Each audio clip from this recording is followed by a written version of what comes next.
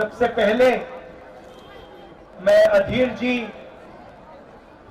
और बंगाल की जनता, बंगाल के हमारे कार्यकर्ताओं का दिल से धन्यवाद करना चाहता हूं कि पिछले 2-3 दिनों में आपने यात्रा को इतना सफल बनाया, इतनी ऊर्जा, इतनी शक्ति, इतनी मोहब्बत आपने हमारी यात्रा में डाली।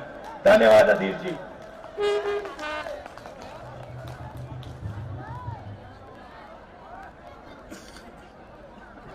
एक साल पहले हमने भारत जोड़ो यात्रा कन्याकुमारी से कश्मीर तक शुरू की।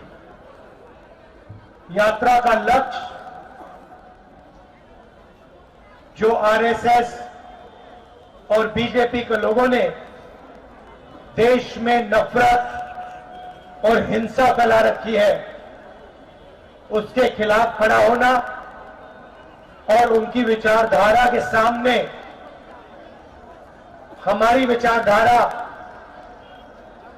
मोहब्बत की विचारधारा, भाईचारे की विचारधारा रखने की थी।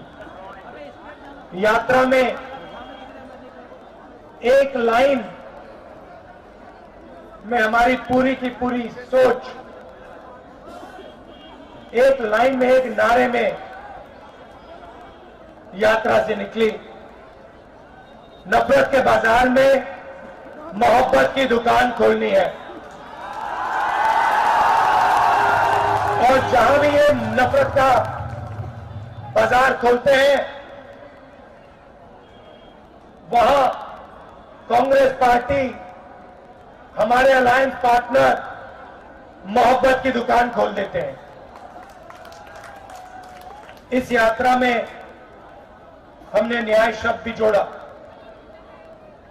पिछले साल काफी लोगों ने हमें कहा कि कन्याकुमारी से कश्मीर आप चल लिए, बंगाल, मणिपुर, नागालैंड, अरुणाचल, झारखंड, छत्तीसगढ़, उड़ीसा, इन प्रदेशों का क्या होगा?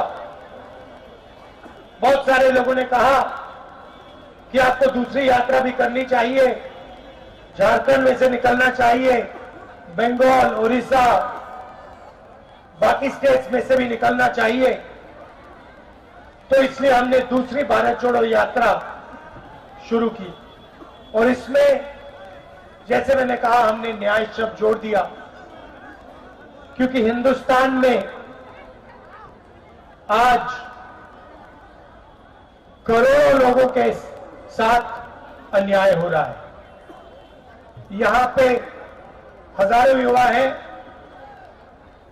आप चाहो भी तो नरेंद्र मोदी के हिंदुस्तान में आपको रोजगार नहीं मिल सकता।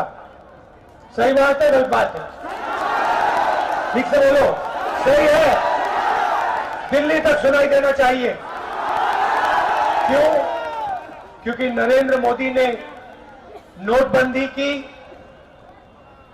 गलत जीएसटी लागू की और जो छोटे व्यापारी हैं, स्मॉल एंड मीडियम बिजनेस जो चलाते हैं, उनको नोटबंदी से, जीएसटी से उनको खत्म कर दिया। तो जो हमारी रोजगार की रीढ़ की हड्डी है, उसको नरेंद्र मोदी जी ने, बीजेपी ने तोड़ दिया और नतीजा यह है कि हिंदुस्तान में आज करोड़ों युवा हैं, मगर 40 साल से सबसे ज्यादा बेरोजगारी हमारे इस देश में है, क्योंकि नरेंद्र मोदी जी चाहते हैं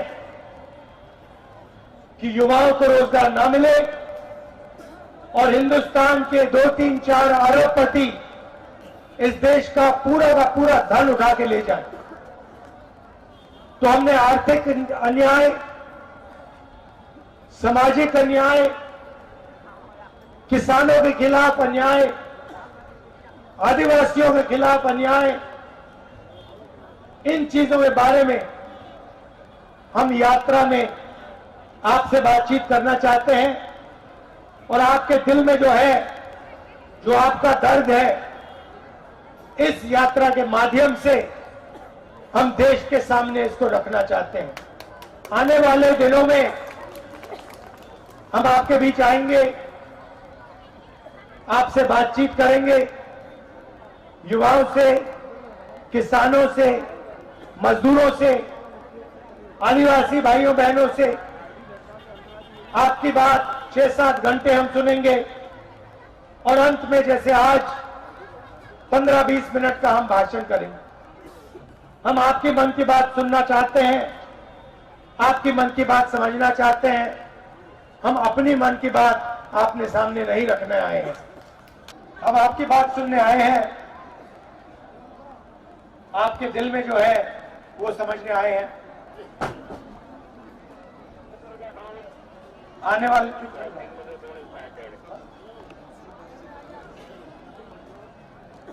तो ये मेरा आज के लिए मैसेज था। आने वाले दिनों में आप हमारे साथ चलिए, यात्रा में शामिल होइए और जैसे मैंने कहा, नफरत के बाजार में मोहब्बत की दुकान खोलिए। आखिरी बात मैं कहना चाहता हूं, आपने देखा कि आपने जो सरकार चुनी थी,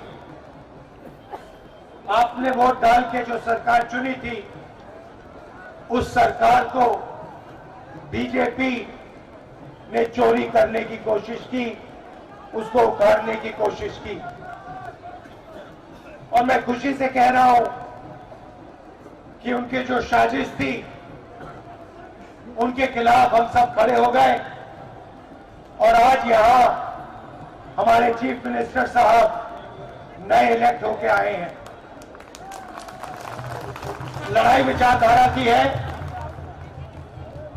उनके पास धन है, सारी की सारी एजेंसीज हैं, जितना दबाव डालने की कोशिश कर सकते हैं वो करें, हमें कोई फर्क नहीं पड़ता। हम बीजेपी से, आरएसएस से डरने वाले नहीं हैं।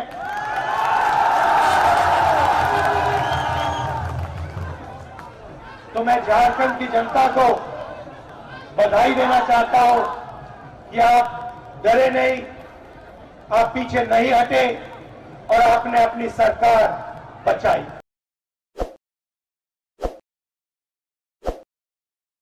ताज़ा खबरों के लिए विजिट करें द फैक्ट इंडिया की वेबसाइट और डाउनलोड करें द फैक्ट इंडिया ऐप।